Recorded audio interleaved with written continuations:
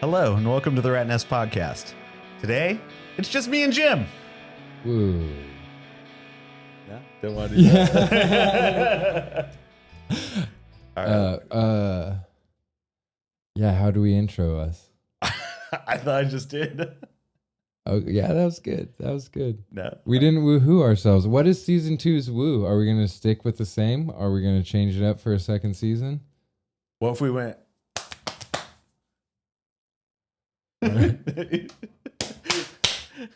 We're not going to do that. Thank God. Yeah, too white for that. All right. What if we do? Hey. Hey? All right, we'll go, instead hey. of woo? Yeah. All right, I'm good with that. All right. I'll do it again. We'll go who? Like or a hey. Hey. All right, I could do that. All right. Ready? All right, let me do another clap.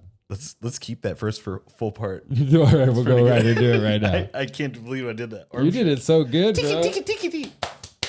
Yeah. You want to do that? I got it. All I'm right. with it. All right. All right, yeah. Let me scoot forward a little bit, though. We're not doing that. Let's just do we're hey. not doing that? No, let's just do hey. All right.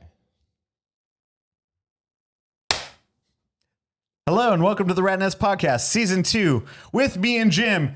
Hey! Is that good? That was good. I think that's our new thing. Is that That's the season that's 2 it? thing. All right.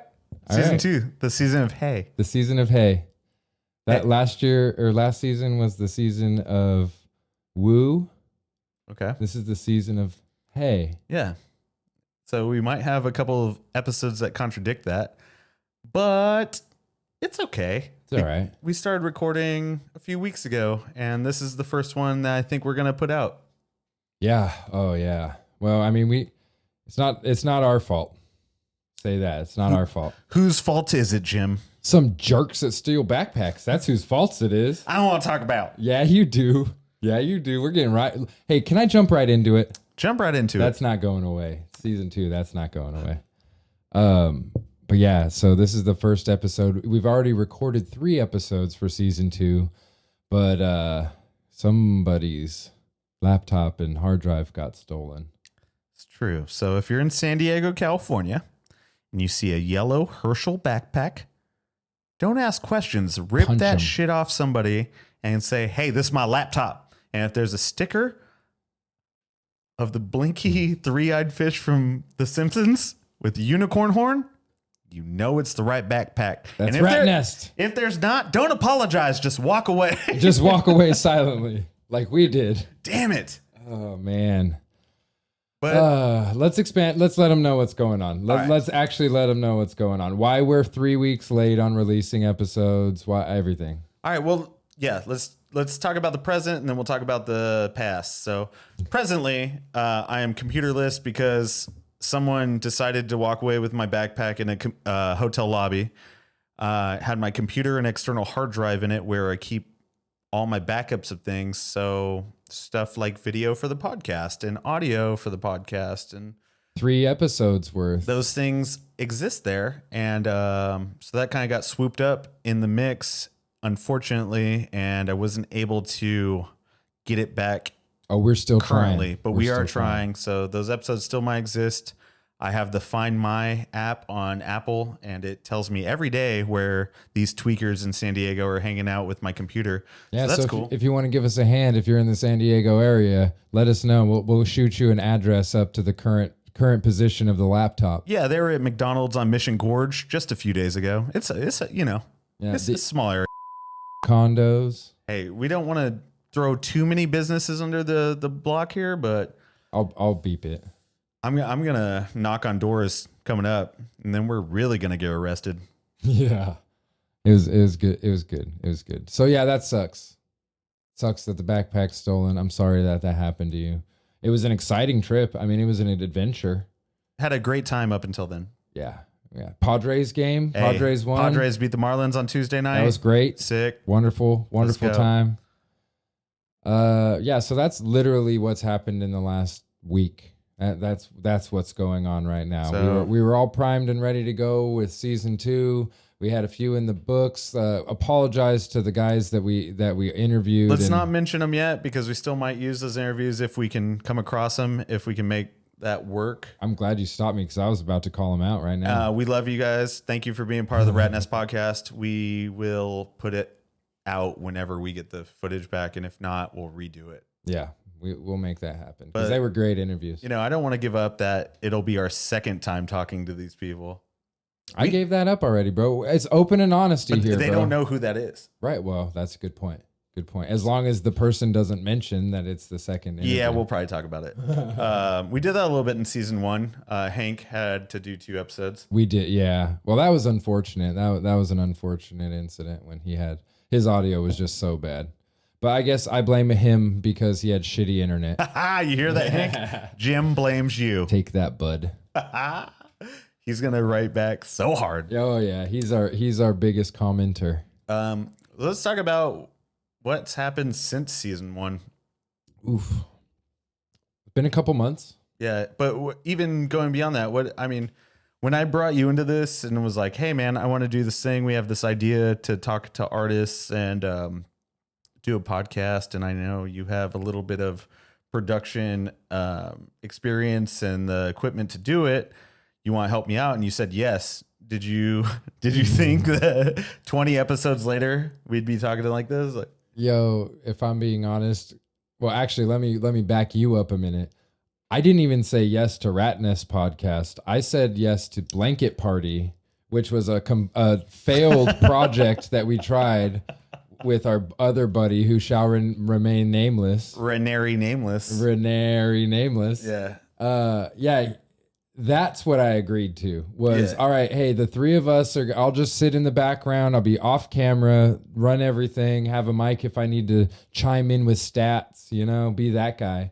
And you guys were supposed to run it.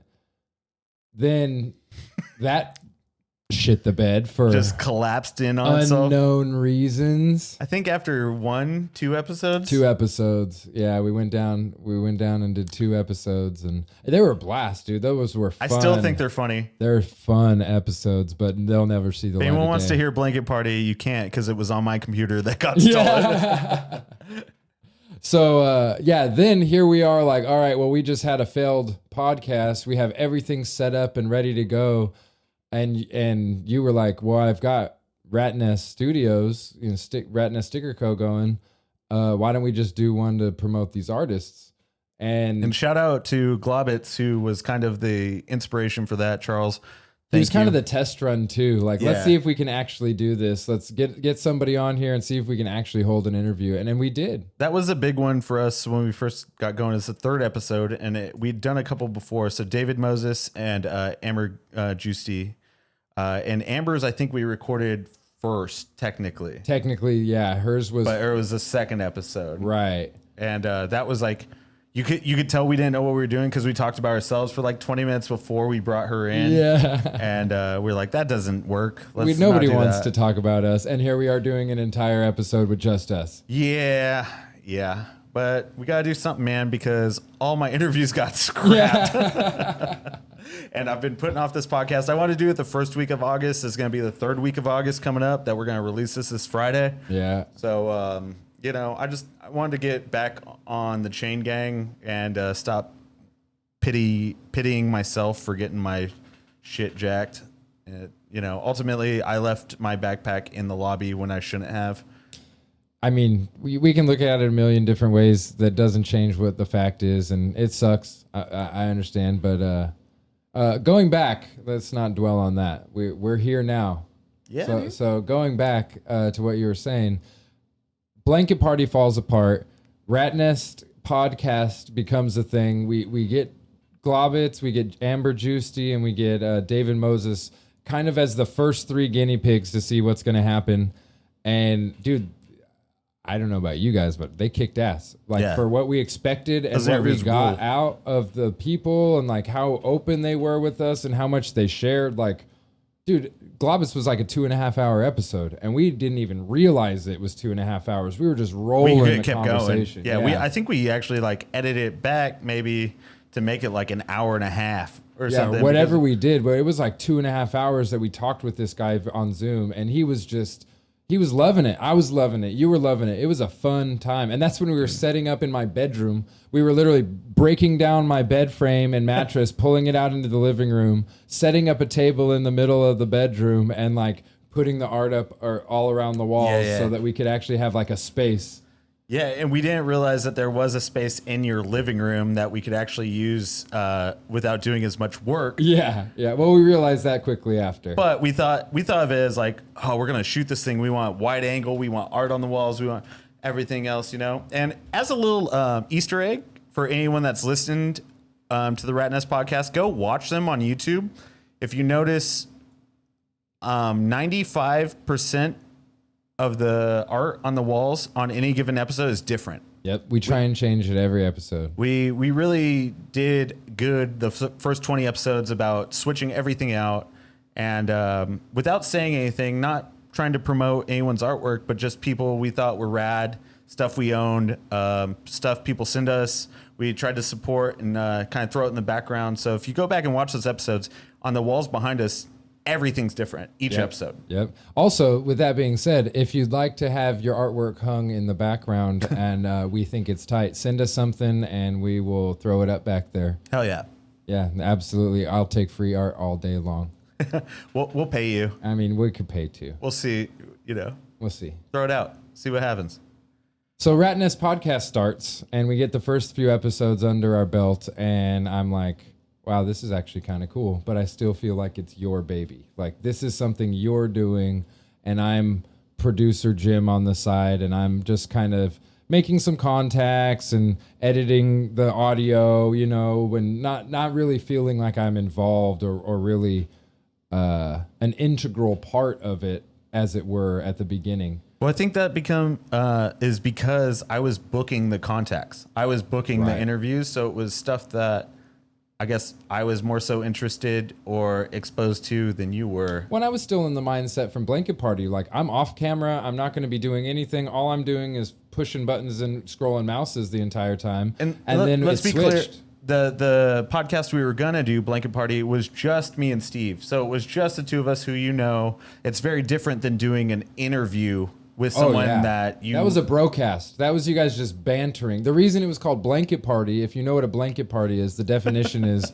when you're in bed at camp or in prison and they fill socks with bars of soap or coins and come in, hold the pillowcases. Yeah, pillowcases. Or socks, I guess. And they hold the blanket over you and just beat the hell out of you. Yeah. So it was supposed to be the conversation that keeps you up at night, the thoughts that just beat your ass while you're trying to fall asleep and keep you up at night, and all the sparks of craziness that go through your head. And that's what that podcast was going to be. So there was no interview. It was just you guys bullshitting and going wild and saying the F word too many times. Yeah, we cussed a lot. Yeah, it was good. I mean, your mom never would have listened to that one. No, absolutely not.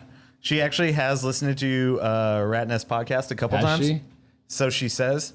I don't know how far she gets into an episode, but it's funny to me anytime she's like, I heard the person you were talking to. And she's not old, but she sounds like that when she talks to me, right? Like she talks to you very sweetly. She's like, your mom's the fucking best, dude. I didn't get it, but I listened to it. Leela is so fucking great. Shout out Leela. I love her so much. Dude, I don't know if you remember this, but I came over. It was right after I had just gotten done with my divorce, and I was alone, and it was Thanksgiving.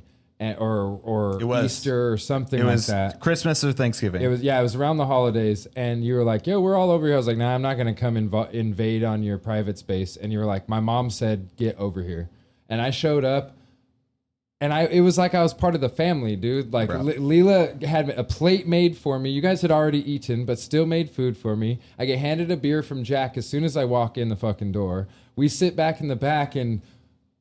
I mean, not to blow a spot, but I rolled a little J up in your parents' backyard, and your brother was there. Hell and yeah. like, dude, we had such a good time, and I needed that so much, and it was all because you were like, yeah, my mom said get over here. Yeah, dude. My parents are crazy, but they're genuine as hell. They're such good people. Shout out Jack and Leela. I love you guys. You. If you do listen, then we better hear about this episode right now and how much it tugged at your heartstrings. My dad doesn't know, dude, my dad doesn't know how to access a podcast. He goes, I don't know what you guys are doing, but I see the updates. And then the other day he hit me up and he was like, hey, whoever this person is on Instagram, and he read me their IG name. It was like Este Loves Pizza. I know who that is.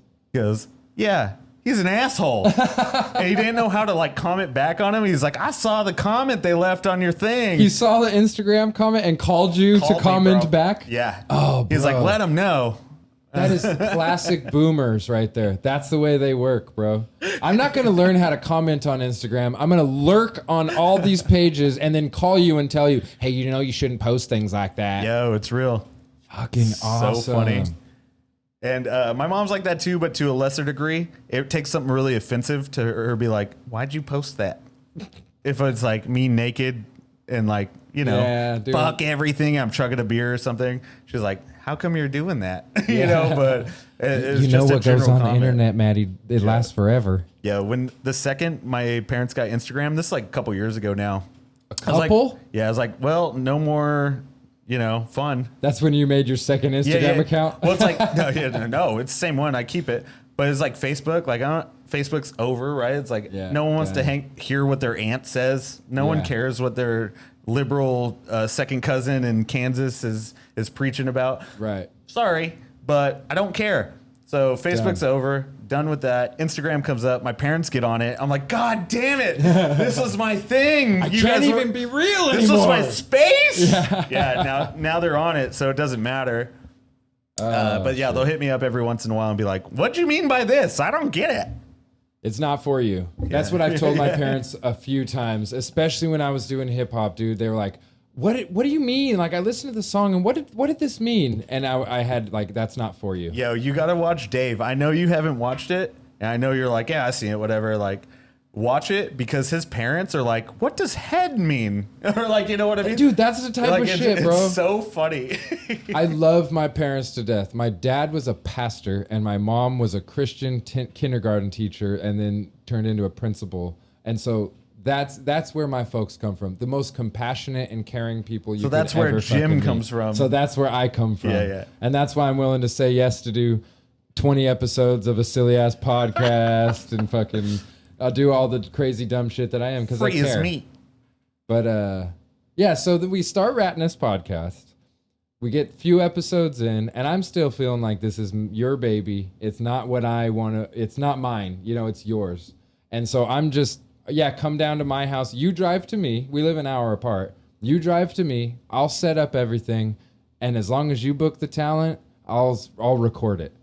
And that's the way it was for like, I don't know, maybe up to episode 8 or 9. And then we went to North Carolina or whenever that was. And we was like 14. Okay, so it was deeper in the season. Yeah, it was a little later for sure. Once we went to North Carolina, it was like, oh, I'm part of this. This is me too. And it wasn't because all of a sudden... Did you hashtag me too? What'd you say? I did not me too anybody on that trip. Did you just me too me? I me too'd you maybe. Damn it. No, I didn't meet to anybody. Dude. I'm just kidding. It was a fun trip. I'm just kidding, man. It just popped into my head because I'm a married man, and when someone says "me too," I'm like, "Ha ha!" Never had to worry about that. Yeah, suckers. Yeah. Not only am I married, but I've been dating the same girl for the last decade. Yeah, get at me. No, so we get to North Carolina, and honestly, it was the way that Hank and David and Grace kind of accepted it as us. As Ratnest podcast was us. It wasn't Matt. And somehow, unbeknownst to me, I was involved all of a sudden. But oddly enough, I'm on the fucking camera every episode. I'm talking half the fucking time. Right. Interrupting, throwing curveballs to everybody, saying stupid shit. So, of course, they're going to expect I'm part of it. But that wasn't my intention going forward. That was the thing, too, is that you were on camera and you were interacting and we were having these interviews, but then I would go home and edit them. And unless you sat there and listened to the full episode that you had just done that week, which you probably do once in a while, not over and over and over again. I listen to them, bro. Well, I'm just saying you don't get that. I self-analyze every week. Right, but you don't get that sense of like, I'm contributing to this. It's like, it's almost like the aftermath of it. Like you're like, this is put out, so I'm going to see what I said. Right. It's not like I'm editing this and like figuring it out. Right. I was, like I said, I set the space up. You showed up and we Zoomed with somebody most of the time I didn't know. And then, excuse me, we just went on, and then I would watch the episode and listen to it and critique the hell out of myself once it came out. I think we're all pretty self-deprimental in that. Is that the right term? But that's artists. That's us as artists. That's everybody we've even interviewed on here. That's like a common thread. Everybody is overcritical. Like, exactly. Everybody's their own worst critic. It's like, I'm just gonna shit on myself. I sound stupid, you know. But isn't that? I think there's only been a couple people like Tom Neely, Globitz. I guess the ones that are real successful. They don't shit on themselves. They know like the confidence. The confidence. They've put out enough to where they're like, I know what I do is at the very least my style at its best. They don't have to worry about anything because they're already at a point where they're comfortable. Right. And I shouldn't say they don't have to worry about anything.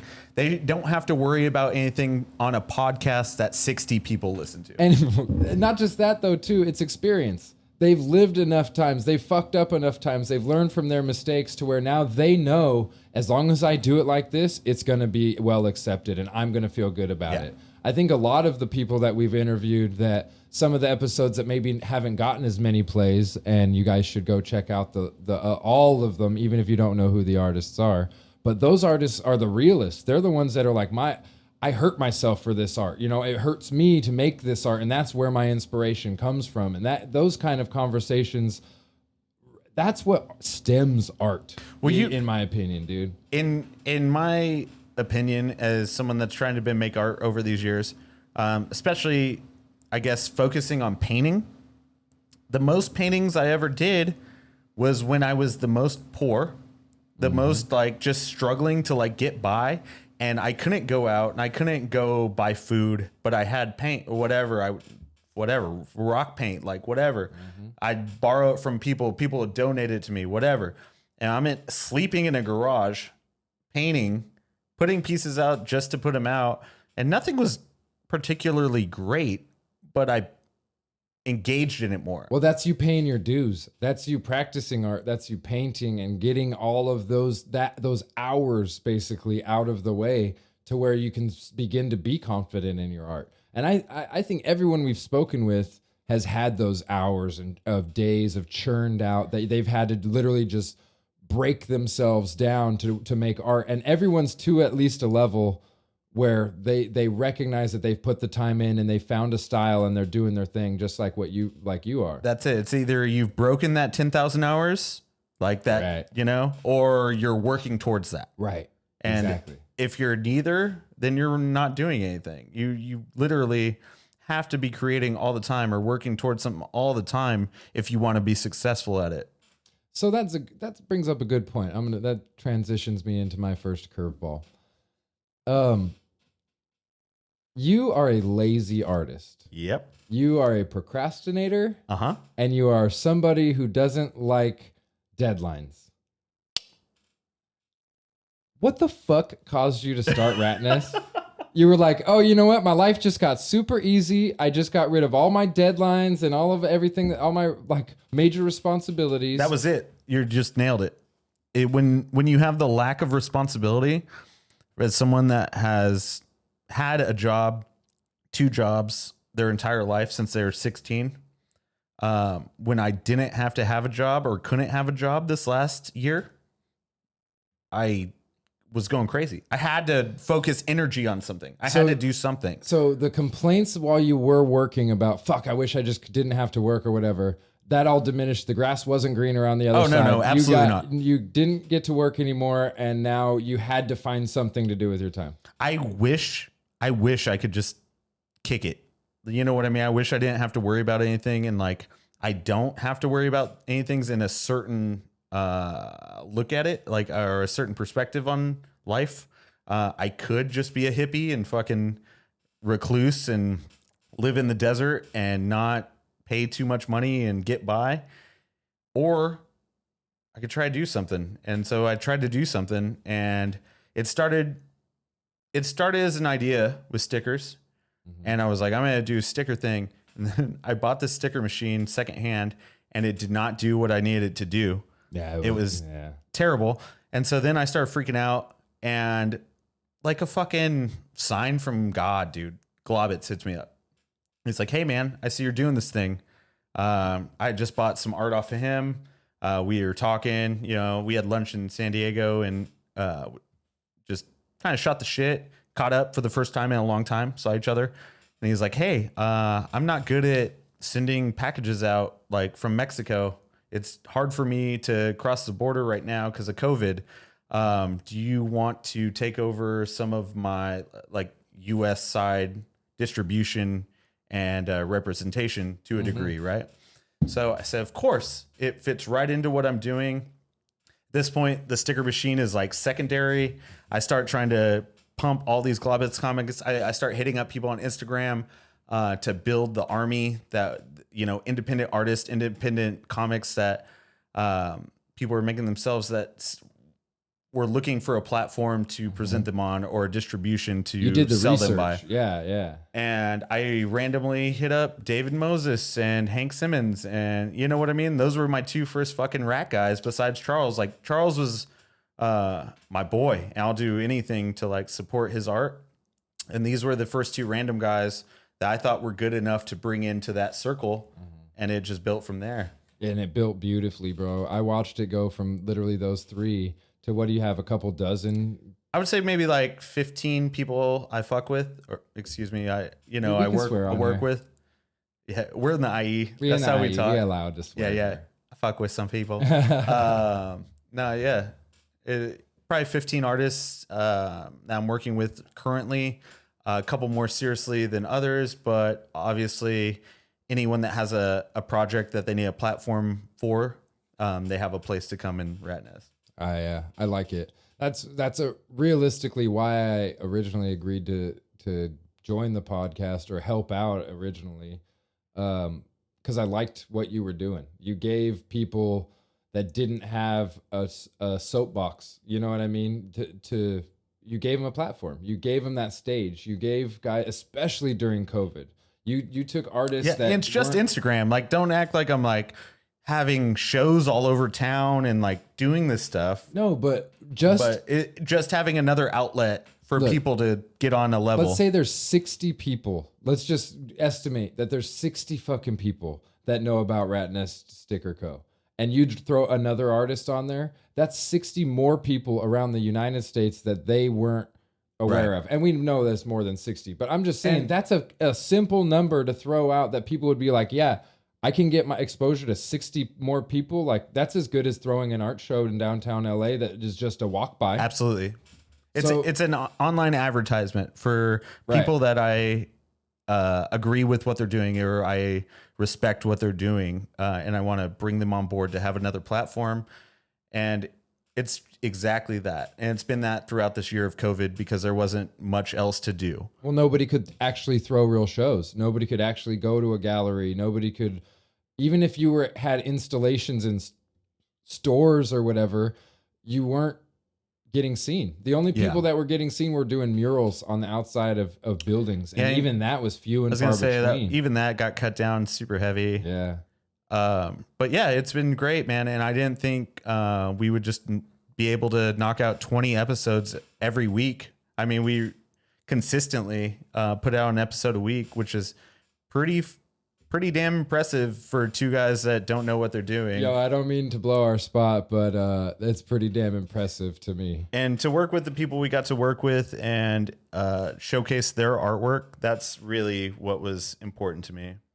Well, we've had some amazing artists on over the first season, dude. Like every facet that we could think of, people that we didn't know, people we did know, and a range. I really liked the range that we were able to find. You know, like Floyd's episode. Yeah. When Floyd Orr, the magician. If you haven't checked out that episode, look into it. Look it up. It's only available for the audio because the video didn't work out. We had some issues with that.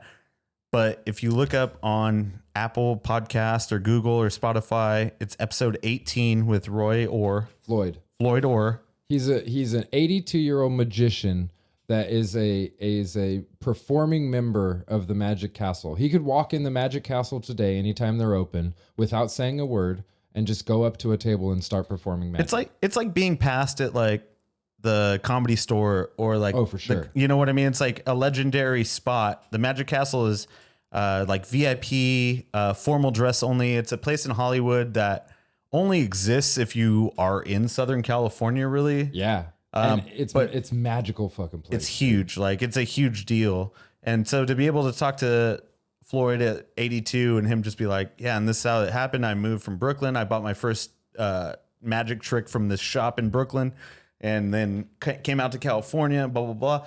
To hear his story was incredible. And it's like, it's not just comic books. It's about creative. It's about art, design, music, movies, creativity in general. Like, we've had a lot of stuff. Your boy from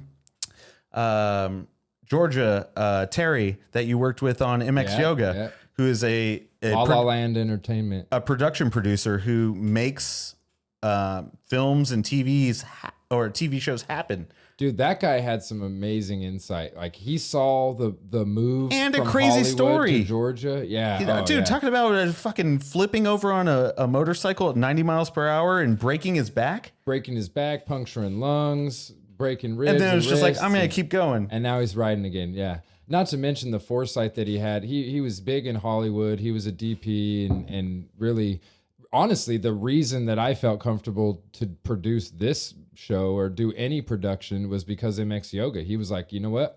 I know how to do it, but I need someone to do it. I'll show you how to do it as we go. And he was director and main character and everything in that docuseries, and just kind of told me what a producer needed to do as we went.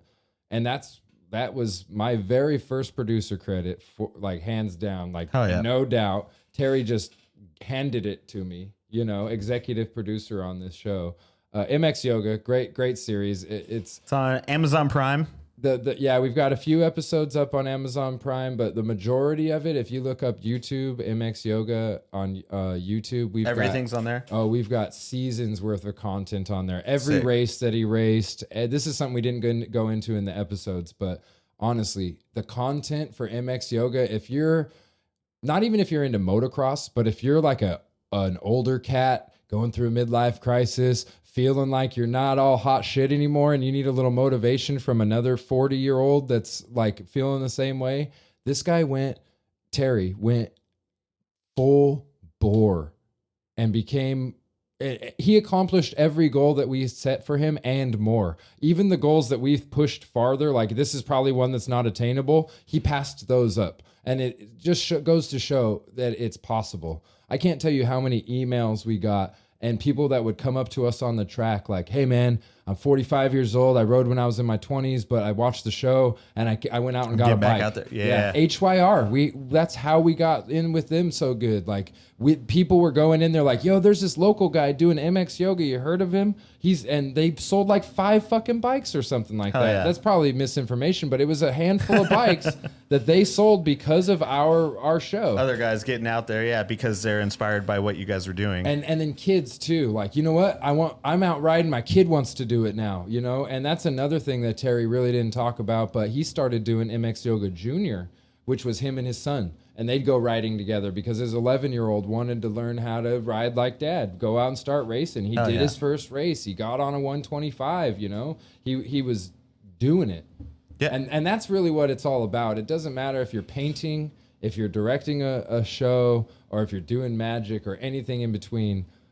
That's a process. That's a growth process. It's a creation of yourself, He lost so much weight during all of this. He did so much cardio and working out and like just became stronger both physically and mentally. There were times when we would sit, he would be worked up over life, whatever's going on through life. And we would sit in the trailer before the race and we'd have to just like breathe exercises. Take him down, you know what I mean? And give him time. What was the craziest shit working on that project that you had to do? Was that breathing exercise or was it like, what was when you were just like, oh my God, and like freaked out? So at the beginning, I was showing up, I was giving him tips, not tips at all. He already knew what he was doing. He didn't need me at all, but I was being the sounding board for what his ideas, and I would just kind of give him advice. And then I'd have to go run a camera. Then I'm on the side of the track following him with a zoom lens, trying to get the best shots that I could get, never ever running a camera before in my life. And so once we got to a certain point, we had a camera crew brought in. Then it was, I would show up just to be moral support.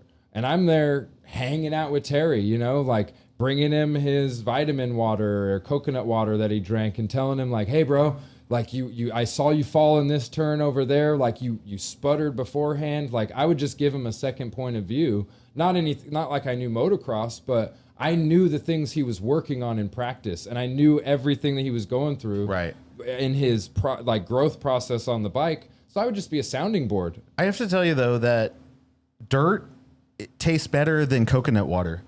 I would have ate that shit all day, dude. Coconut water is the worst. Come at me if you guys want to argue about this. He swore by it, bro. He said it helped heal his muscles faster. He felt better, didn't cramp up as much. It's like drinking a serum.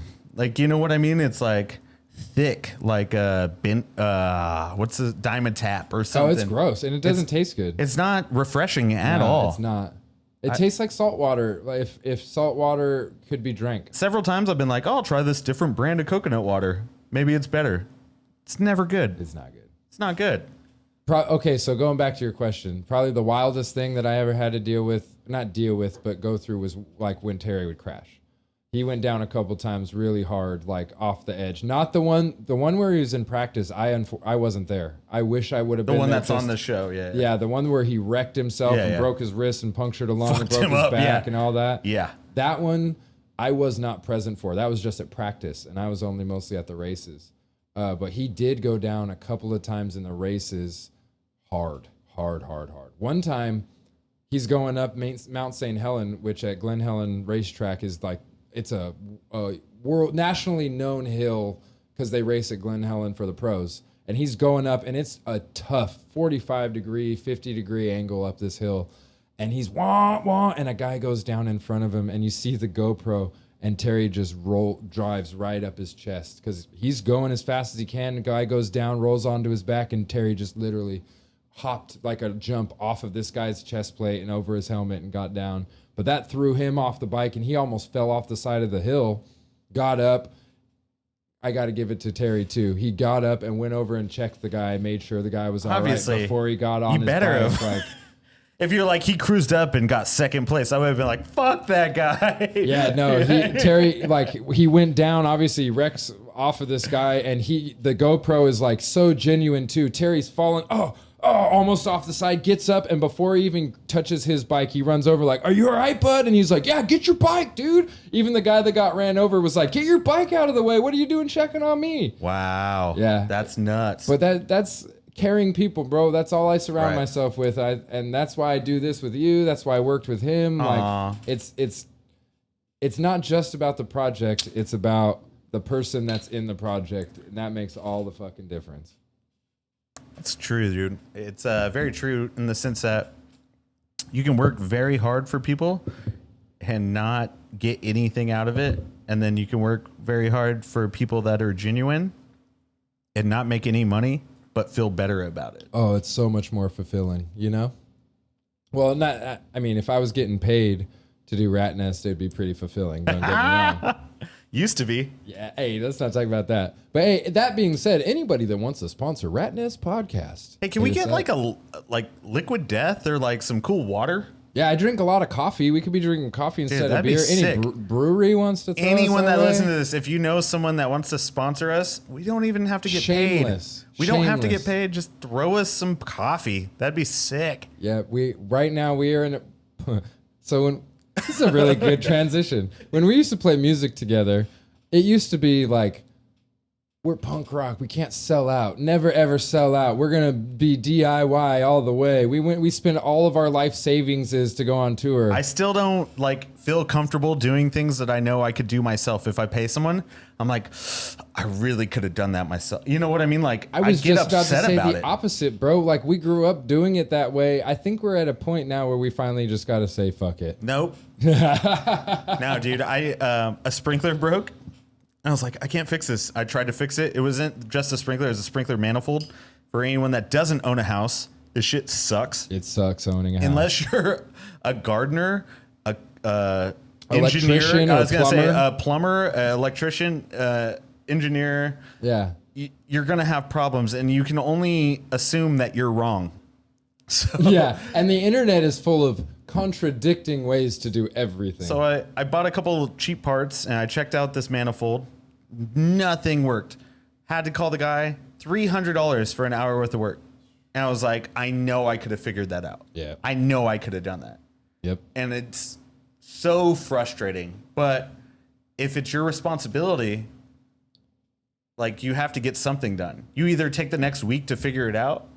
Well, that's the thing. It's time. If you have the time and you can literally take 5 days to do something that it'll take somebody else an hour to do, Dude. fucking learn it. Because next time it's only going to take you an hour. It was 2 hours, but still, it's nothing, right? If you know what you're doing, okay, cut here, replace, glue, whatever. However, there have been situations in my life where I'm like, I can do this. I can figure it out. And then I end up banging my head against a wall trying to figure something out for a week. Like recently with my car, I had a misfire in my truck, and I could not figure out why the number 6 cylinder was misfiring. I just replaced the spark plugs, cleaned all of the fuel injectors, went through, diagnosed everything that I could possibly do. And for like 2 weeks, I'm changing out little vacuum hose lines and testing electric lines, just spending And like is it hours worth it? a day. Is that trying to $300 chase this worth shit it? down, right? Yeah. And it was 2 weeks of my life where I'm spending at least a couple hours of the day out in the heat, fucking around and stressing about it at night, like losing sleep over, right? Finally, I'm like, fuck it. I've had it up to here. I'm just going to take it to a mechanic. Bring it to the mechanic. They had it done in an hour and a half. That to me, I was like, fuck me. I don't, if I don't know what I'm doing, I'm going to take it to somebody that does. That's what schooling is, man. That's what school is. It's education, right? They know exactly what they're looking for. I could dig a bullet out of my body. I don't want to do it. It'd be quicker if the doctor did it and more safe, but I could do it. Look, maybe so, but what I'm saying is it took me 2 weeks of hunting on my truck, and I couldn't diagnose it, couldn't even figure out what the fuck was wrong, and they figured it out in an hour and a half. Yeah. I think it comes down to schooling, having the right tools, but also knowing how to fucking do their job. I was going to say, seeing the situation over and over. So it's like, I used to work at a print shop when I was young, and you get issues with certain things, and it could be several different parts that could contribute to that, but knowing what to look for and where to look for those problems at, that's how you solve it, right? That's how you figure it out. That's what you're getting paid for, is the knowledge. Yeah, and that's with anything really. Like we're not saying anything new right now. That's why people get paid money. Is People because are watching they us have like, knowledge. oh, really, guy? Yeah. Yeah. You go to school to learn shit? Okay, cool. Well, so but that brings up a really good question. Do you think somebody with natural talent, drawing, like the kid in middle school or in elementary school that could just draw perfect dinosaurs? We all had that kid in our class. Yeah. Mine was kid. Dragon Ball Z. Or, Dragon Ball Z or dinosaurs or Pokemon or whatever it was that kids were drawing at the time. Do you think that kid without any art training has a better chance than somebody that goes through a complete like art history that has not that kind of talent to begin with? I'll tell you what I think. Can I weigh in? Is it okay? Do. Is it okay if I talk? The question was to you, bitch. Have you watched the new Bill and Ted? Yeah, I have. Yeah, that's how I feel right now. Oh man. Well, the answer is no, but seriously, The ghost of those two in that movie, bro. I kind of It liked was it. a shell of. I mean, it was entertaining, but it was not Bill and Ted. I liked it was it. Bill and Ted trying to act like Bill and Ted. I liked the rest of the movie around them. Yeah, they're kids. That story was great. every part of it. Christian Shaw. Going back to death and being like, yeah. yo, we need you to come back. Loved and him it. being a prima donna and like a little baby. I loved it. Great. It was Sorry, funny, spoiler alert. but yeah, they weren't the best actors in the film. Let's put it that way. I would definitely be Keanu. I'm just saying that. Okay. Yeah, I'm definitely in the Lost Boys. So Yeah. what's up, dog? I'm Keanu Reeves, bitch. You want to be that for Halloween this year? All right. All right. Anyways, what I was saying. I forgot what I was saying. Anyone that's trying to do that, or like trying to, what the fuck was I saying? I don't know. I got lost in Keanu, bro. I got lost All in right. the Lost Boys when you mentioned it too. I was started halfway through my picturing- thought and I was like, did you see Bill and Ted? We'll have to cut and let's come back. All right. I need a cigarette break anyway. Yeah, we're going to actually do our first sponsor, which is the Ratnest podcast. Ratnest Podcast as a sponsor. So hopefully this works out. Welcome back to the Ratnest podcast with me and Jim. Hi, I'm Jim. Oh, that was a good break. That was a much needed little break. Yeah. We went all the way down and got lunch. We jumped around. We were in getting a serious. Bounce house with some little kids. Yeah, don't tell people that. It sounds weird. I mean, come on, people know who we are. All right. We're fun-loving kids. Yeah, that's true. We asked their moms. Speaking of fun-loving kids, you and our buddy that used to pretend to be on Blanket Party podcast went on a very long bike ride during the hiatus. Dude, didn't have you been thinking of that segue for the first hour of this interview? Wasn't that good? That's pretty good. Dude, I didn't even jump in a bounce house with little kids. I just threw that in there so that I could make it sound like you kids went on this silly bike ride. I wanted to compare the bike ride to just a little kid jumping in about a bounce house. Yeah, it's child's play. Child's play, but also, exercise, very good cardio. Okay. Yeah. Similar. So we did. Don't you give me that look. I'm just curious about where this bounce house talk came from. I went along with it. And I was want to go on a bounce house. It's been years since I've been in a bounce house. I want one with a slide. For my birthday, can you get me a bounce house with a slide? down. All right. That's all I ask. Do you want the one with the you can hook a hose up to and you slide water slide down? Oh, hell yeah. yeah. Yeah. Hell It's yeah. on. Someone's going to break it. That's fine. Okay. That's fine. Get the insurance. Yeah, I was going to say, as long as we get the deposit and insurance. Can we do a Wizard Lizard Gym birthday at your house and have a giant water bounce house in your backyard? Into my pool? Yes, please. That might be fun. That'd be fun. That would be crazy. Should we tell everybody who the Wizard Lizards are? Oh, we can. I mean, it's not a big secret. Yeah, it's not a secret. I'm overselling it. Yeah, so what, about 8 of us, 9 of us? I think there's 9 people now. Used to be 10. Now there's 9. Everyone basically that went on my bachelor party to Northern California and camped and partied for the weekend. A group text message started for his bachelor party. And it's turned into... What, 6 years ago? Yeah. And it has changed names, and a couple people have come and gone, and people have been added, and now we're called the Wizard Lizards. So it's just the homies. It's the best homies, bro. But one of those guys asked me if I wanted to ride from Oregon to California, all the way from, I should specify, on a bicycle. from Oregon to San Diego. So Southern California. Yeah, on Oregon a to bicycle. California, 6 miles. Yeah, right. Over the state line? Yeah, I'm down. Just get like all into it. Yeah, sounds good. So I agreed and didn't really know what I was getting myself into. I worked out for like a week and a half. For a 400-mile bike ride. Bro, it was insane. I ended up only doing 250 miles. That got you to That got me from Bay? Oregon to the southern point of Oregon to the Bay. But we rented a truck and that cut off about 60 or 70 miles. So I would have done over 300 and that's what I was shooting for. And I got 250 in. Why did you guys bitch out and rent a truck? That's really what everyone wants to know. Yeah. All right, cool, man. Who wants to know this? The comic book kids don't want to know this. The Wizard Lizards want to know, bro. Why? What made you guys think that you could go on a bike trip All right, easy. and not get shit talked to Dude. for renting a U-Haul halfway through? I understand. Not to mention, it's one big enough you guys could pinch your tits in the back. So let me tell you the story. Pinch your tits? Can I start from the beginning? Go ahead. Can I say something? Fuck, dude. This You're is like what a- we do? You're like a This is what we pig do right now. now? You're getting roasted. I feel like the Lord of the Flies, and I'm Piggy. No, check it. So we start in Oregon. We cruise up. My buddy's dad and his uncle drive us to Oregon. It's 13 hours. With our bikes in tow in the van. And we get up there and we camp for the night and go, all right, dude, 50 miles a day. We're shooting, hitting about 50 miles a day. We'll be fine. Not a big deal. 50 miles though, still in one day. Yeah, but we've ridden 50 miles a day before many times. What I wasn't anticipating, I'll tell you what, but we'll get there. So 50 miles a day, we've done it before. You're telling the story, bro. You do it in whatever order you want. All right. So, we camp, we have the goodbye, say bye to his uncle, his dad. They say a prayer for us, like nice people. Be safe. We're so proud of you. We love you guys. And we start riding. First day, pretty good. No problem.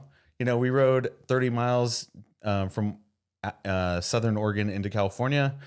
And then from Crescent City, which is like pretty much the northernmost little city in California, we went down another 30 miles. So we rode about 60 the first day. And feeling real good. Extra 10 in you. Dude, we were like pumped, high on life. Oh, for sure. And then the second day, everything catches up. And well, because you guys probably got drunk as hell the first night. We were drinking beers. We drank steady, dude. Like we had some beers like the whole trip, but there was only one night we got wasted, and that wasn't that night. Okay. I just remember seeing pictures at a different bar, like everywhere you guys stopped. Yeah, we would stop through some towns. Well, 50 miles takes like 5 hours, 4 hours? We'd give ourselves 6 hours. Okay. Because we'd stop like here and there, whether it was to get a snack in the morning or like lunch or whatever it was, we'd eat some time. So it was like a 6 hour bike ride every day. Got you. But you had most of the morning or most of the evening probably to like hang out wherever you stopped. Exactly. Because we started super early. So the latest we'd be into a town was like 2 p.m. So when you guys did this, were you just camping at random camp spots? Like, were you getting hotels? Like, how were you? Because I can see people enjoying this story a hell of a lot more if you guys were camping rather than like getting a hotel room and living lush lives. Truth. Okay. So I thought it was clear, Jim, but yes, we were camping a lot of the time. Thanks for clarifying. Steve had set up the trip and knew the points where we were stopping or for the at least general area. So he had a couple hotels every, 3-4 days.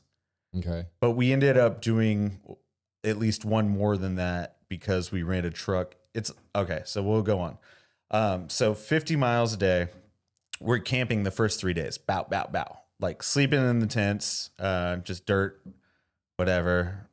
If you camp at state sites in California, it's called bike and hike. It's $5. Nice. So you can't pull a car into it, but anyone that's riding a bicycle and camping camps in the same two spots next to each other. So there's like kind of like communal shit, like you're camping around other people. So you can be like, oh, you're riding your bike too. You guys just set up rather than having 2 cars in 2 spots, it's like 20 bicyclers in 2 spots. We didn't know that. So the first night we didn't do that. And we paid for he had paid for a camping site. And it was just like the two of us and his uncle and dad. And the second night, the same thing. So like the first couple nights, we didn't do the bike and hike thing. We just had regular campsites. So we were just like, all right, we got this. We're like on a good one. The first 2 days, golden. Mm-hmm. Third day, long ride. You're riding through the redwoods. So, I mean, that's probably a dope ride though. The top of California, it's beautiful. And I came from San Diego and I rode bikes all over San Diego. I can climb some hills. I walked up 2 hills. No shit. Yeah, bro. Like to the point where wasn't a walk. It was a 45-minute walk. You had to push your bike. It was 2 or 3 miles up a fucking hill, dude. So it was like, I just wasn't prepared. How much did your boy talk shit to you? Oh, he's so much. And was he walking too? Yo, no, he's only 100 feet in front of me on his bike pedaling though. So I'm walking like at one point I passed him as I was walking because he was pedaling so slow. Oh no. So I was like, what are you doing? Like, this is what you want to do? He's saving his pride, bro, is what he's doing. Bro. He doesn't have this story where he has to go, yeah, I walked up 2 hills. I don't give a fuck, dude. It was harsh. The first few days were harsh. And we weren't ready. We were stoked, but we weren't ready like for that the first few days. Yeah. And so we finally get to a place where like, all right, we're cool. Third day, we catch our stride. We're fucking cruising. For sure. And then By then, your taint is probably killing you. it's every day as a workout. A lot of Tiger Balm. A lot of being on your back and like stretching your taint. Yeah. Seriously, just spreading cheek in your tent. Gold bond. Yo, Yeah. whatever helps. Did you have those padded shorts? Yeah, I bought a pair of pad Probably shorts. necessary. Otherwise, you're getting calluses right on your gooch. I'll tell you though, I bought an off-brand, Oh no. and they never were a too good- big for me. Oh, that's never. So it wasn't necessarily the most comfortable padded short, Oh no. but I still think it's better than nothing in the scheme of things. Yeah, probably. I didn't rub raw or like anything. Like Oh, that's good. I was okay. That's good. Yeah, That would have been a bad day. bro. That was The my day that number you one fear. The day that you blow a taint blister That's on my a bike number ride, one fear. And what else? What could I do, right? Except Right. for try to rent a car. rent a U-Haul. So- like you guys did anyway. All right, well, without taint blisters. Let's get to there. Hold on. Day 4. We've ridden 140 miles or something. Okay.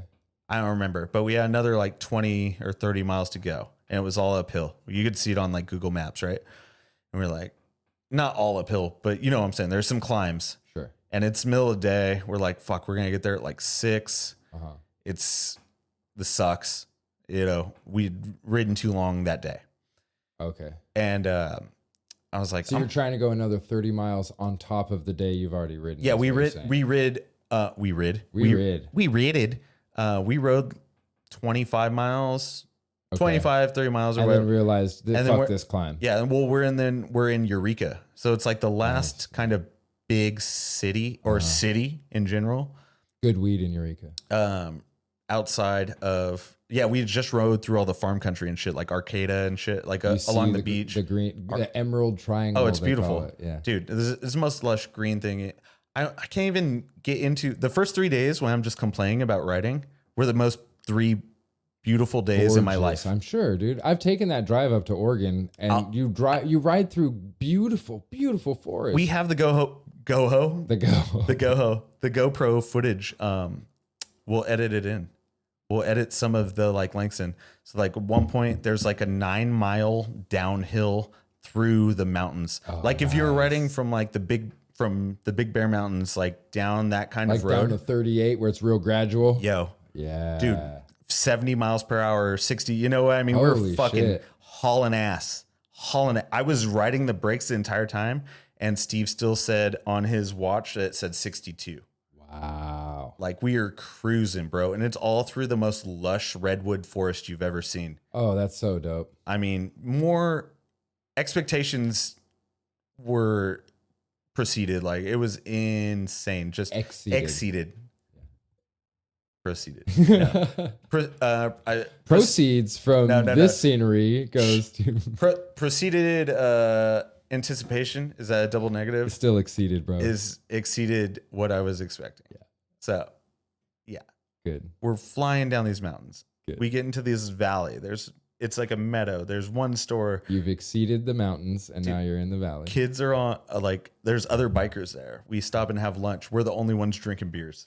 Because they're like serious health nuts. It's a liquor store, dude. They're in it's a like- liquor store, and they're eating like bananas Yeah. and like trail mix and stuff. Yeah. And we're like drinking beers and eating like the like shitty sandwiches. Oh, like yeah. a turkey sandwich. with the processed ass ham in Oh, it. And, it's so bad. yeah. And they're looking at you like, you dumb fucks. Dude, they were like, they asked us. They were like, "Are you drinking beers?" We're like, "Yeah." Yeah. They're smoking cigarettes as they asked us. So I was like, Hey, "Okay, Fuck that. what's up, dude?" If you smoke cigarettes, you can't talk shit on Yeah. anybody for doing anything. Come on, man. But dude, they ripped because we took off from the store before them, and they passed us on this hill because we had pulled over and we were like drinking water and like kicking it for a minute because there's a big like incline. And they rode by us and they're like, "Get back to work!" They just yelled at Yeah, us. you drunk They're like, assholes. "Oh, you sons of bitches!" And then we caught them like later on. Like it was fun. That's and fun. That makes it cool. you like kind of see people doing the same thing you're doing, at least at certain portions. So you don't feel like, Well, you're not the only one. yeah. Yeah, that you don't makes feel sense. like you're just like out there by yourself. Yeah. And you know, I can't trust Steve. So if Steve was the only person that I saw around, I'd start to question everything. No, but Name dropping now, huh? So we get down there. We did so good the entire time. Oh, do I not say his name? We didn't say his name the whole time, and then you just dropped it. Sorry, Steve. Anywho, day 4. We've already passed day 4. So no, day 4, we get to Eureka, or no, that's day 3, whatever. I don't know, whatever it was. Whatever day it is, doesn't matter. We rent a U-Haul outside of Eureka on the south side, and I was like, can I just return this into another city because there's no cars? Enterprise, Avis, all the car rental places. Take your bikes anyway. It makes sense. Well, anything we could have got, like a truck or something, that would have been sweet. I was looking at Home Depot. I was looking at to get to like the next city because we kind of had like a plan of where we need to get to. And Steve was like, my knee hurts. I was like, I could take a day off, like for sure. I don't give a shit. You know what I mean? Well, wasn't this like a 3,000 foot elevation change day too? Yeah, it was the biggest elevation. Is 2,700 feet, I think. And so we pushed out. Like we were just like, we psyched ourselves out. Dude. As long as you own it, bro. Yeah, as long as you own it. We still ended up doing some of that because of the way we returned the U-Haul and the way we had to work back to the coast that we didn't anticipate on. Okay. So we still climbed, but yeah, that was supposed to be the biggest day, and we just were like, let's not do it. Seriously, it was like he's like, my knee hurts. Willpower at its finest. He's like, my knee hurts. I was like, I feel fine. Like, but I don't want to ride this. You know, this whole trip for me was like, my knee hurts. I didn't. Yeah, dude, you're nuts for even going. It was insane. So we were like, all right, let's take a day off. So we ended up getting a U-Haul as a 20-foot U-Haul. Yeah, 20-foot U-Haul. When everything we have on our persons in our lives are on our bikes. On your bike. So we tied 2 small bikes up to the side of a 20-foot U-Haul in the back. Some poor bastard was trying to fucking move their entire family. Dude, they were pissed. Some single dad with 2 kids was trying to move an entire bunk bed in his Toyota fucking Corolla. He's like, you got room for a doom buggy? And then they're like, we just rented the last one. It really was. Bicyclers. I shit you not. They said, this is the last truck that can be returned into a different city. So you have to take this or nothing. As a 20-foot U-Haul, I was like, give it to me. Let's go, baby. It was like 120 it's bucks. Bigger than your campsite. No, it was huge. I camped in it. Yeah, that of course night. You had to. The night we camped with it, I camped in it. Up on the mother-in-law quarters or up on the mother deck? The crazy... No. I built my tent. Good. I built my you tent. You built your whole tent inside? In the back of it. Yeah, Steve has pictures, dude. We'll show him. But I built my tent in the back of it, and the craziest thing is the most peaceful night of sleep, because when you're sleeping in the dirt and you hear everything around you and it's cold, there's no walls around you. It just is crazy. Oh, yeah. When you sleep in complete darkness in the back of a U-Haul with that shit closed with a foot of like that had to be light so in the nice. back. I woke up and I didn't know where it was, like a sleep deprivation tank. Sure, dude. I woke up and I was like, I can ride 5 days. Let's go, baby. Yep. I felt great. Oh, that's probably so nice. So then it was on, and that was it nice and cool in there? Dude, it was insane because it's all metal. Yeah. So it's freezing, and warmer than it would have been on the dirt, if that makes sense. For sure. Oh, so because we're in Northern California, it's wet. That U-Haul blessed you guys so much more than Steve slept on the ground. Only me. It blessed me, bro. Why did Steve do that? I don't know. That's his call. Ego, pride. Anywho, so we returned the U-Haul in this like mountain town, like an hour east of the coast. We were riding along the coast the whole time. Okay. And so then we have to ride an hour back to the coast from like where we were at. And that's the day me and Steve are feeling good because we didn't have to ride the day before. So we had 2 or 3 Pliny of the Elders each at this bar in Russian River County or whatever, it's like wine country, right? Oh, okay. It's like Santa Rosa where we went for my bachelor party. Right. But a different part of it was just called the Russian River Pub. Oh shit. Yeah. And we ate hot wings and drank double IPAs. Before you rode? 35, 45 miles. Oh I forget how long. Hot wings and beers? Until we hit the coast. And then when we hit the coast, it starts going like this. You know what I mean? Hill after hill. I almost died. You probably almost puked. No, the whole next day I was sick to my stomach. Oh, for sure. Yeah, it was for crazy. sure. Your guts were fucked with that, dude. It's done. And so we get back to kind of fried chicken and beer, and then riding. So, but that's where we were supposed to be. So now we're kind of caught up, right? And then we cruise down, we hit some spots, and we get to the Bay Area, and then he keeps going, man. And we went to an A's game on the 4th of July. That's cool. And was super sick. And then I flew home, and he kept rolling. And I think he took the train from LA to San Diego or something, but he ended up riding 700 something miles. And I rode 250. Dude. So to know that he almost tripled what you I guys did yeah. is insane, because that we didn't have you holding him back. that's what he said. He's like, you just were dead weight, bro. Yeah. All right, man. Dang. That's motivation, baby. That's tight, bro. That sounds like a good trip. That's a very good reason to take a hiatus from this and go. If it was just like, oh yeah, I'm going to Hawaii with my wife for a month, I'd be like, fuck you, bro. Yeah. Get back over here and That'd work. be baller, dude. I wish I could do that. I mean, you took fucking 2 weeks off to just go ride a bicycle with your boy. Yeah, that was real. It was kind of like a thing though. Like if you don't do it, you're not gonna do it. We're older now. For sure, dude. I'm 34. I don't know if anyone's aware of that or how old I am, but it's Hey, like, you old fuck. I'm only 26. yeah, shoot, Jim's got all the time in the world. Mm-hmm. But I'm definitely not gonna get on a bike and ride 1,000 miles. No, dude, I'm not gonna ride 7 miles from here to Highland. Yeah. That 7 miles is a long day. yeah, that's a lot. I did just buy a bicycle helmet yesterday. Sick. Got a new inner tube for Travel with safety. for my tubes. You know what I forgot to buy though? The one thing you told me was the most important, a lock. Yeah. Yeah. So I can't even ride my bike anywhere unless I could ride it and then come home. So I got to go get a lock.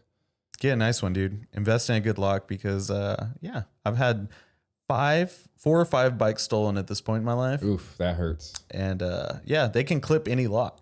For anybody that doesn't know, we're recording here in Redlands, and Redlands is a huge bicycle town. Redlands has the annual bicycle classic. It's called the Redlands Bicycle Classic, and it's part of like a national circuit that you have to do in order to get ranked and qualified to do like all the big races. Right. But in addition to that, it's also a big college town. Huge college town. So there's a lot of petty crime. And a lot of homeless people here too. So it's like, yeah. If Bicycles go left and right. You'll see a homeless looking not like dude. San Diego. Let me tell you, San Diego has the. Yo, but at least in I'm San batting Diego, 1,000 in San Diego. Let me tell you. Let me say this though. I've seen homeless dudes with like backpacks that are stuffed full of stuff and look like they haven't showered in months, riding a Cannondale down the fucking street. And it's like, oh, obviously that's a stolen bicycle. I don't know, man. You're judgy.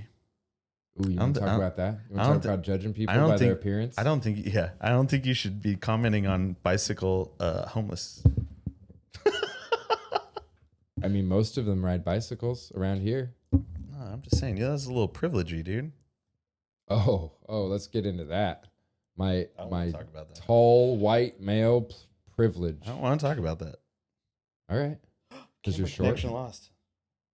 It was like, you guys don't get to talk about white privilege. Dude, they just cut us off. I wonder when that happened. NSA didn't like it. So yeah, man. I did 250 miles. He did like 720 miles. I don't know. Neither of us got all the way down California. I got to the Bay, Oregon to Oakland, with a day in a U-Haul. So I feel pretty good about it. I wish I didn't have to get the U-Haul, but the only reason you wish you didn't have to get the U-Haul was because all the shit talking that was dropped on you. Yeah, it's pride, dude. You guys are ruthless. I hang out with the fucking worst people, and so you guys. You're the one that chose to post pictures of it and send pictures in the group message. Yeah, but you guys knew that it was as if you wanted us to roast you. Yeah, but you cut deep. Y'all cut deep. Yeah, there was a couple that went a little too hard. Nah, it was good. No, but it was crazy. So beyond that, I had a friend pass away on right before we left. And then I had a friend pass away right when we got home. Here's to them. Yeah, it was crazy. And then I go to San Diego this last weekend. I hear about another coworker that I worked with at my favorite job ever. She was one of the girls that trained me. She passed away. Fuck, man. And to full circle, I don't know if he's gonna want me saying this. I'll ask him. We can like edit this out. But Steve's uncle, who fucking helped drive us up to Oregon, passed away this week. No way. It's been nonstop, bro. COVID or what? I don't really know. I haven't poked and prodded to like figure it out. But it was under like no one saw it coming. You know what I mean? Like it wasn't in bad health. So I feel selfish for worrying about something like a lost computer. Or I feel selfish worrying about like my Instagram account. You know what I'm saying? So I just haven't been doing anything because I'm just thinking about these people. Yeah, it's tough, dude. When you see when your problems are far outweighed by other people's problems and you get a firsthand experience about like what they're going through, it's humbling. It really puts some things into perspective. It's fucked up. It sucks, dude. It's what makes us, I don't know, humans, like to feel emotion, but it's fucking heavy. And especially when it was someone that you met for the first time a month and a half ago or whatever. Yeah. And spent a couple days with, and automatically I was like, dude, this is where Steve gets his like humor from and is like carrying this from. Like, you know what I mean? I see all these traits that like he holds his uncle up to. Yeah. And they're reflected in him. And it's heavy. It know sucks. that character passed. Yeah, that's fucked, dude. That's he- the hardest thing about the ones about death is the ones that have to keep living after. And it's weird to talk about a guy you only spent 3 days with. You never met him before. You only spent 3 days with him, but he has had a huge impact on your life just on the way that he helped raise your homie, Steve. And our homie. I keep saying that because we weren't going to say his name, but now it's blown. Anyway. We'll bleep it if we have to. But yeah, it's like just the way he treated me, the way he was proud of like his family. You know what I mean? Like traits that I would want in myself that I see like reflected through this guy that I only knew 3 days. And when I got the news, he's like, I didn't know what to say, dude. It just broke down. Yeah, that's rough. It's 4 in 6 weeks. Maybe 2 months now. Yeah. So 4 people that I fucking am close with just are no longer on this planet, and it sucks. Yeah, dude, that's really rough. I'm sorry that you had to go through all that. Yeah. One good thing about death, bro, the only good thing about death is those people don't have to suffer anymore. I know, man. You go through Buddhist, even if you don't believe in Buddhism, every single person knows that life is full of suffering. And it's you have to suffer to enjoy, and they don't have to suffer anymore to enjoy. You know what I mean? It's everything all at once. It's the idea of like if you're a lot of love, a lot of loss kind of thing. But I don't know, man. It is weird because I don't know if any of them were related to this pandemic we're in, and we're all, the idea of death around us isn't like far from us. You know what I mean? We get reminded of that all the time, but it was just weird circumstances. Each one was like its own thing. That makes it even harder. And it's like there's you don't get any closure or anything because it's not like you can blame it on anything. Right. And when 100,000 people are dying all around you because of this one thing, and somebody that you know dies from something else, it's like, well, 4 people die from something else. It's like, what the fuck? That's the same as if 4 people just randomly died and there wasn't hundreds of thousands of people dying all around us and we weren't kind of numb to the death. It hurts more than if it was, they got COVID and passed away. It sucks, man. And not to belittle anybody that lost anybody to COVID. Oh, absolutely not. I understand that I don't mean it like that. Yeah. I'm just saying that it wasn't that, so it wasn't like the easy, or not even easy, but you know what I'm saying? Like there wasn't something to blame it on. Yeah, They weren't sick. It was like everyone was kind of like out of the blue, and it's like, fuck, dude. Yeah, that's tough. That makes anything more difficult, man. But allow me to take this moment to go into some existentialism. Realistically, we're all part of this like collective consciousness that exists in the world. And any time that somebody that passes away, everything that they learned, this is my belief, anything that they've learned now gets released and absorbed by the universe and is now available for someone else to absorb and learn. You know what I mean? And not just one person, but multitudes. That it feeds intelligence. It feeds this massive collective consciousness for every single person experiencing something, every single person that lives a life and understands what life is and is sentient and conscious. When they pass away, their being, their energy gets expelled into the universe, and now everything that they learned is now learnable to somebody else, you know? And it's so much more accessible than when they had to communicate it verbally or write it down or make a song or be some artistic, creative way to express what they felt and what they know. The core and essence of what they knew and their thoughts were is now accessible in the universe for somebody to pick up on a frequency. Dude, I just was talking about this on Ancient Aliens. It was crazy. Yeah, I jumped the gun there. Sorry. You guys are getting a first-hand look at Jim Cox right now. No, I love it. I believe it too, dude. You know what I mean? There's no... In your life, you experience things that you can't explain without something bigger than yourself or a higher consciousness or even like a lateral thought or like a future, like I don't want to say, you know, you're telling the future, but a deja vu or something. There's something to the human mind that explains these coincidences and these big moments in our lives beyond what we can deal with in our like conscious bodies and like the reality that we're in now, and when it happens, how we react as a human being. The best way I can explain that is your gut or your instinct, like your what you know, that feeling you get when something's a little bit off, or like sometimes I'll know like fuck, something weird is going to happen if I go out tonight. Yeah. I feel a weird vibe, and you go out and inevitably that's the night that you experience a fight or someone loses something, or you know there's some drop down blowout with argument between friends.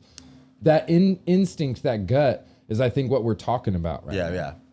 And there, I mean, unless you can, I guess you can think of it like, as like a primal instinct, like an animalistic animal instinct. It comes from, I believe, the root of our sentience. Like when we were first developing consciousness that we have, like the idea of thinking about our thoughts and how they make us feel and all of that, like deep right. sentience. What we say differentiates us from the animal world. Animal world. Right. I think that's where this instinct or this gut influence comes from, because we had to regulate our thoughts at a certain point. We had to regulate our sentience as it was going out of control in whatever period our ancient ancestors were experiencing it. We had to develop some way to balance that out, and I believe that helped balance it out, as well as religion. I think that's kind of why religion started happening. We have this sentience, we have this awareness far beyond anything we've ever understood, and it's like, well, what made us get this far? I'll get you that, but I could say on the other hand, it's religion that dumbed us down from that natural like instinct that we would have developed over probably longer of time if we didn't have an idea to like get around, if that makes sense. It comes from overgrown religion. Like when there was just no way to explain something, so you said it was God, that's one thing. But when religion says, okay, now God says to do this, now God says to give me this, now God says you have to do this, that's where I believe it got bastardized. Like as soon as a power grab was in it, it no longer became explaining how we can explain. It wasn't what we the do. universe anymore. Right. It was let's solidify right. this as something you have to believe in, and then now as long as you believe this, you also have to believe this. It became a tie rather than an explanation that I believe should be morphed and has morphed as science expresses what we couldn't explain before. Yeah. Look, I am a very spiritual and I don't want to say religious because fuck the church, but I'm a very spiritual person, and I am a deist. Did you say that in 2 episodes already? Probably. One got deleted. But this one, it won't get deleted. Fuck the church. But I still believe that that religion and science have a very close-knit tie. And basically religion is there to explain what we can't explain and feel and know that exists, or that like these feelings that we have, Right. or these beliefs that we have. And science is trying to prove hasn't it. caught up yet. Right. Science They're trying to get catches there. up, and that's what it is. It's religion comes up with a concept, and science eventually goes, all right, let's prove or disprove that. And they get to it, and they go, okay, well, here's scientifically how it works. They're not opposites. It's not a side. They're one Right. and the same. It's just a different view of it, you know? Yeah. And I think that if we could truly get to a point as a society where we believe it doesn't matter what you call something, it really comes down to the core of the belief that's there, I think we'll all get along a hell of a lot more. Obviously. I mean, that's the dream, right? It's like we all see each other's ways. Well, even a devout atheist can't deny Mother Nature exists, and like the evolution of Mother Nature and how plants have grown, and the way that science has proven that the fauna or flora of the Right. world has evolved. I mean, it's not. I don't think an atheist is not believing in the world or anything. That'd be like a nihilist, right? It's like No. But what I'm saying is, Mother Earth is a higher power than ourselves. Right. Something we can't control. It's something that we had no control over, and yet it evolved and it experienced an entirely different life than we ever have. Absolutely. And a different consciousness and a I don't different think awareness. I don't think anyone can argue that. It's like we've seen fossil evidence of animals and humans that have came before us. So it's like that's truth to this point. Where you believe those things started is the question, right? So it's not like we're still in this argument of like, where did we come from? Where have we been here? This is 200 years old. Is this, God just created us? It's how did we come from this thing? Like we've talked about Pangea, like as a little kid, and the like universal continent, and there's probably more, and it sunk, and the waters rise. There's no doubting these floods and the stuff. It's what do you choose to believe caused it, caused or it? is there or a bigger purpose behind it? Is the story really Right. true? Right. No, I feel that. I think that all kind of gets washed in the idea of we have to prove something or disprove something. And the reality is it comes down way more to here and now. If you experience right here and right now, it doesn't matter what caused it or what planted that seed, or if predestination exists or doesn't exist, or if evolution is and cause and chaos exists. Doesn't matter, because whatever moment you're in, it doesn't affect the moment that's there. It only affected what brought the moment to you, right? And if we can all just experience here and now, right now, none of that matters. Dude. None of it matters. Doesn't matter if there's a higher power or not. Doesn't matter if it was chaos or if the universe or if we're in a petri dish for some aliens. It's not. I mean, that's it. But no one can. I don't know. Go preach that message. Everyone be okay with everything. You're gonna prosper if you're just fine with everything. We'll start a cult right now. It's just we're gonna be good with everything. The Ratnestians. If there's no doom and gloom, there's no money. Well, we're not trying to get rich off it. I know that. There ain't no good doom and gloom for us, baby. That's what I'm saying. No one started that because there's no money in being like, it's Right. all good, baby. And that should mean it's probably the purest truth that there is, because as soon as you start putting greed and nasty Every business cult shit in ever, it, though. Every cult ever has been like, it's all good, baby. Eventually. And then they're like, give me that money. Let me brand your vagina. Yeah, but I mean, look back. At the core of most religions, it wasn't about that. Even Jesus went and overturned the tables of the Pharisees that were selling shit. Don't you and dare now all of a sudden, bring New now all of a Testament sudden up onto the you. church demands 10% from you, the same as they're like, oh, you need to sacrifice something? And then the Beatles tax man starts. Ding, ding, da, ding, ding, ding, ding, da, ding, ding. I'll get New Testament on your ass. Bro, we're going to cut that in. Oh, that was Shit. fun. You know what? Let's end it there, bro. That's it? Yeah. Hour and a half. We did it. I love you, man. I love you too, bro. Ratnest podcast is a blessing to my life. I hope it's as fun for you guys to listen as it is for us to make them. Sorry we didn't talk about like comics or anything cool this episode. We're just giving you a chance to know who we're just trying to catch up. We had to, scarf a few episodes because of my technical difficulties of leaving my backpack in a hotel lobby. So, this is what you get.